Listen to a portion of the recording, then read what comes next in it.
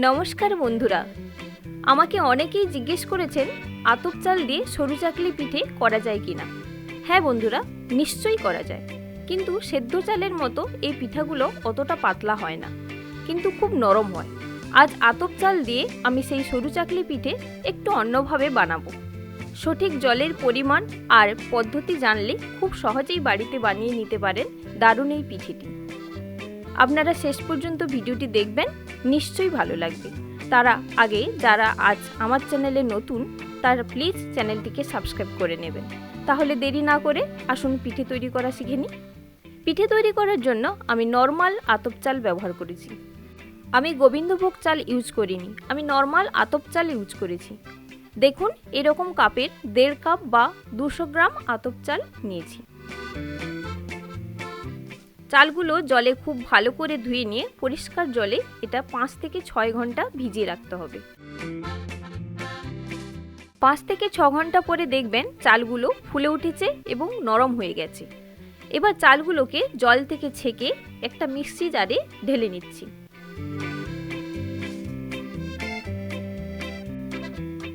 এতে এবার 1/2 কাপ পরিমাণ জল দিয়ে দেব, আর দিচ্ছি 3টে এলাচ। এখন সুন্দরভাবে পেস্ট তৈরি করে নিতে হবে। পেস্ট তৈরি হয়ে গেছে, দেখুন এইভাবে সুন্দর করে পেস্ট করবেন। এখন আমি বাটিতে ঢেলে নিচ্ছি ব্যাটারটা। এখন জল মিশিয়ে ব্যাটারটা পাতলা করতে হবে। আমি এখন 1 কাপ জল দিচ্ছি, আবার পরে কিছুটা দেব। এবার আমি স্বাদ মতো লবণ দিয়ে দেব, মোটামুটি 1/2 চামচ লবণ দিয়ে দিচ্ছি। ভালো করে মিক্সড করে নেব। এবার আরও 1 কাপ জল মেশাবো। ব্যাটারটি তৈরি করতে আমার 2 কাপ জল লেগেছে, আর চালটা পেস্ট করার সময় আমি 1/2 কাপ জল দিয়েছি। মোট আমার 2.5 কাপ জল লেগেছে। একটু ভালো করে মিক্সড করে নিচ্ছি। তারপরে আমি এতে 1/2 কাপ কোরানো নারকেল কোড়া দিয়ে দেব।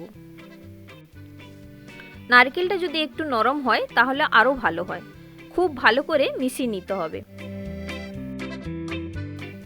এবার আমরা নলেন গুড়ের পাটালি নিয়ে নিচ্ছি। এটাকে আমরা ভেঙে গুঁড়ো করে নেব। মোটামুটি 100 গ্রাম গুড় নিয়েছি। এবার এর মধ্যে 3 থেকে 4 চামচ গুঁড়ো দুধ মিশিয়ে নেব। খুব ভালোভাবে দুধের সঙ্গে এইভাবে মাখিয়ে নিতে হবে। আঠালো হলে চলবে না, যেন গুঁড়ো গুঁড়ো থাকে। দেখুন এইভাবে তৈরি করে নেবেন। এবার একটা ছোট বাটিতে 1 চামচ সাদা তেল দিয়ে তাতে অল্প একটু জল মিশিয়ে ভালো করে মিক্সড করে নেব।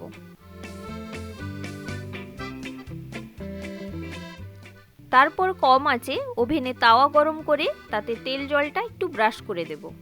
তাওয়া বা কড়া যদি ননস্টিক না হয় তাহলে কড়াটিকে তেল মাখিয়ে খুব ভালো করে গরম করে নিয়ে আবার ঠান্ডা করে তারপর ব্যবহার করবেন, তাহলে পিঠে কড়াইতে লেগে যাবে না।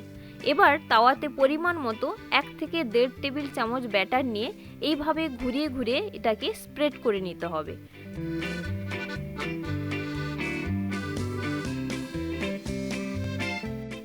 তারপর সাথে সাথে ঢাকনা চাপিয়ে দেব। 1 থেকে 2 মিনিট ঢেকে রাখার পরে ঢাকনা খুলে দিতে হবে, না হলে পিঠের উপরে জল জমা হয়ে যাবে। এবার ফ্লেমটা মিডিয়ামে রেখে এটাকে আরও 3 থেকে 4 মিনিট এভাবে সেদ্ধ হতে দেব। তারপর দেখবেন চারদিকটা সুন্দরভাবে ছেড়ে যাবে। এখন আমরা এর উপরে তৈরি করে রাখা নলেন গুড়ের গুঁড়ো ছড়িয়ে দিচ্ছি। সুন্দর করে ছড়িয়ে দেব।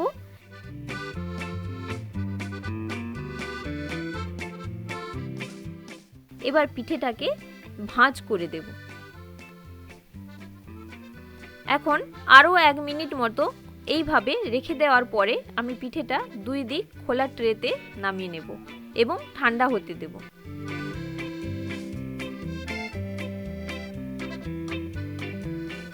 একই রকমভাবে এক এক করে সবকটা পিঠে তৈরি করে নেব। বলে রাখি, আতপ চালের পিঠে খুব পাতলা বানানো যায় না, তাই সেদ্ধ চালের মতো এগুলো জাল জাল হয় না, কিন্তু এই পিঠে খুব নরম হয়। সেই জন্য এই চালের পাটিসাপটা বা পুর পিঠে খুব ভালো হয়।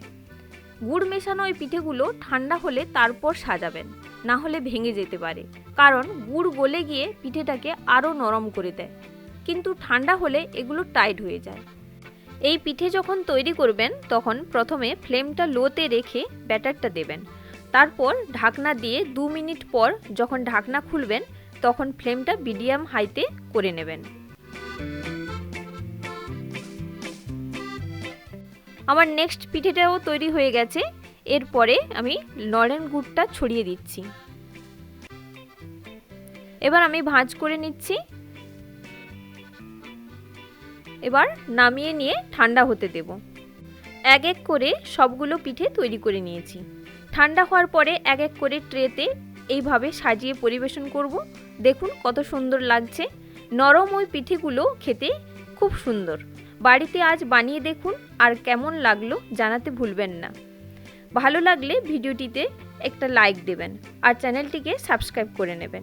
শেয়ার করতেও ভুলবেন না। তাহলে আজকের মতো সবাইকে টাটা।